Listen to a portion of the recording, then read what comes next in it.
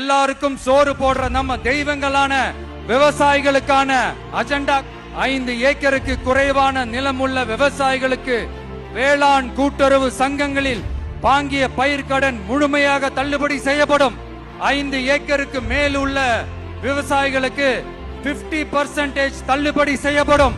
குறைந்தபட்ச ஆதரவு விலைக்கு MSP சட்டப்பூர்வ உத்தரவாதம் வழங்கப்படும். நெல்லுக்கு ஒரு குவிண்டாலுக்கு 3500 ரூபாயும், கரும்புக்கு டன் ஒன்றுக்கு 4500 ரூபாயும் வழங்கப்படும்.